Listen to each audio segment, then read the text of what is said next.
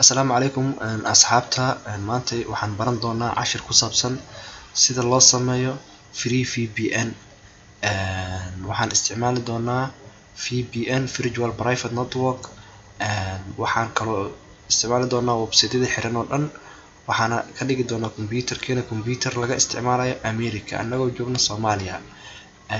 Haddii aad doonaysid inaad website-yo fara badan aad booqatid oo website-yadaasi blocked ay ka yihiin laga xayiray, waxaad isticmaali kartaa VPN kan waxaad u isticmaali kartaa laba way.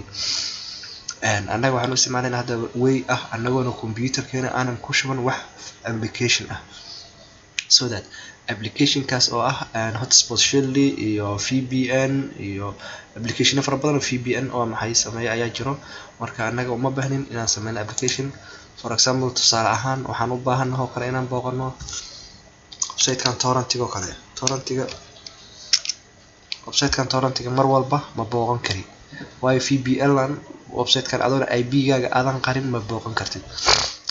Haddii aad doonaysid IP-gan sida loo xayiray inta Google-ka error ay soo sheegaya oo proxy ama firewall waxsaas, waxaad u baahan tahay horta IP-ga inuu xayiray in kale waxaad ku ogaan kartaa kan IP-giisa ayaa soo helida. Marka the name magacan wuxuu u taagan magaca uu taagan yahay, IP address uu taagan magacan IP address uu taagan IP address kaas laga leeyahay inaan soo ogaano waa CMD aad leedahay.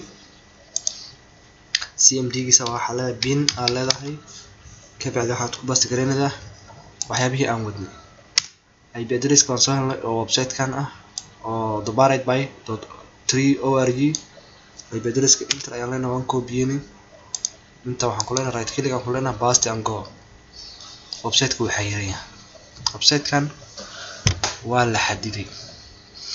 Marka qolooyinka provider-ka oo ah ISP-ga aan ka qaadano internet-ka ayaa xayiray. IP-yadan waa maxay block ay saareen. Marka provider-ka sideed ku ogaan kartaa oo company-ga ku siiya IP address-ka, waxaad ku dhufanaysaa what is my IP address. Markaas waxaad arkaysaa shirkadda ku siida IP address. Waxaana sida annaga shirkaddan ayaana siida internet-ka. waxayna ku taalaa location-keeda Muqdisho Banaadir ku taalaa. Qaaradana waa tanaa. IP address-keena waxaana siiya Hormuud ayaana siiya internet-ka, waxaan ka qaadanaa Hormuud. Marka waxaan rabnaa inaan ka ridno meeshan computer-kan oo yaala inaan ka dhigno computer yaala oo camal America United States inaan ka dhigno.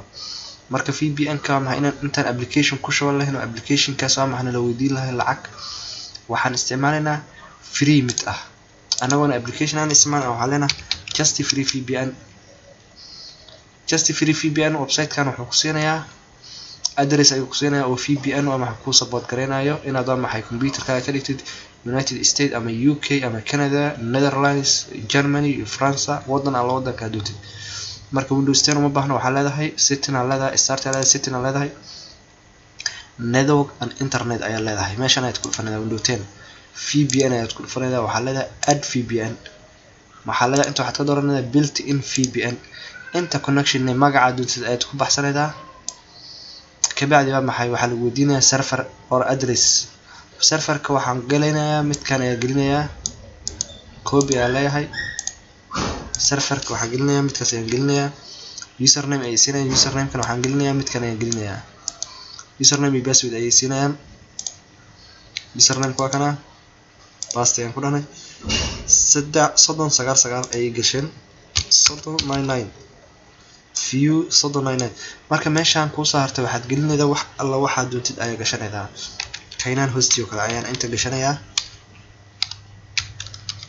Kaynan hosti.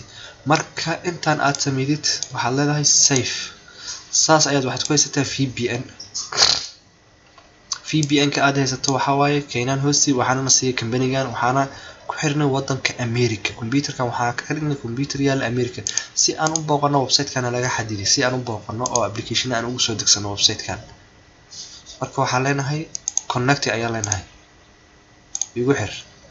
wuxuu kugu xirayaa website-ka, wuxuu kugu xirayaa wadankan aad dooratay oo ah America. connected markii inta soo qoro completed connected waa soo qoray. hadda waxaan ku xiranahay America ayaan ku xiranahay.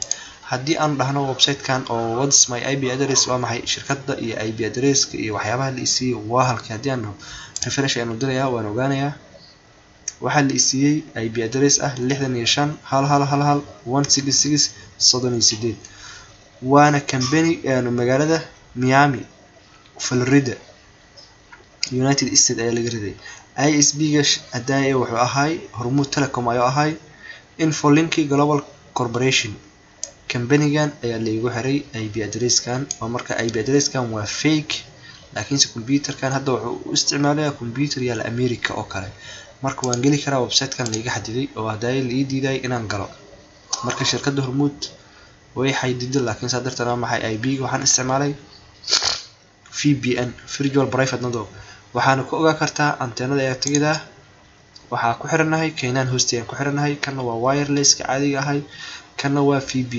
VPN kan wuxuu support gareeyaa inaad booqatid meel walba laga xadido computer kan hadda wuxuu u dhaqmayaa computer yaala America oo kale marka website ka hadda la ii diiday hadda wax walba waa geli karaa torrent-ga wax walba ka soo download gareysan karaa marka website-yada laga xadido sidaas ayaad u galeedaa عشركان ما تتسعين وواجهه انت اللي من يدينك يا دبسترايا وبالله التوفيق والسلام عليكم ورحمة الله وبركاته